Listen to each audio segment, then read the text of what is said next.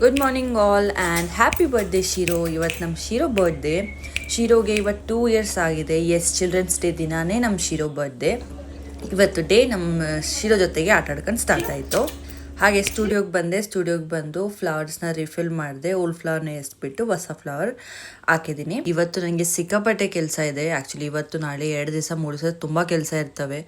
ಎಲ್ಲ ಕೆಲಸಗಳು ನಾನು ಹೇಳ್ತೀನಿ 16th ಯಾಕೆ ಮಾಡ್ತಾಯಿದ್ದೀನಿ, ಏನಕ್ಕೆ ಮಾಡ್ತಾಯಿದ್ದೀನಿ ಅಂತ.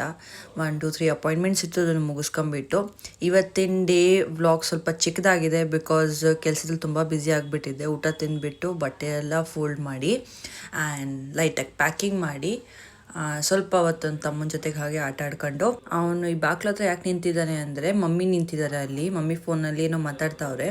ಅವನಿಗೆ ಅನ್ನಿಸ್ತಾ ಐತೆ ಅಂದರೆ ಮಮ್ಮಿ ಆಚೆ ಕರ್ಕೊಂಡು ಹೋಗ್ತಾರೆ. ಇದೊಂದು ಕ್ಲಿಪ್ಪಲ್ಲಿ ಫೋನ್ ಬಂದಿತ್ತು ನಂದು, ಚಾರ್ಜರೇ ಕಿತ್ತಾಕ್ಬಿಟ್ಟಿದ್ದ. ಬಿಕಾಸ್ ಮಮ್ಮಿ ತುಂಬ ಹೊತ್ತಿಂದ ಅಲ್ಲೇ ನಿಂತವ್ರೆ, ನಾನು ಕರ್ಕೊಂಡು ಹೋಗ್ತಿಲ್ಲ ಅಂತ ಚಾರ್ಜರ್ನೇ ಕಚ್ಚಕ್ಕೆ ಹೋಗಿದ್ದಾನೆ.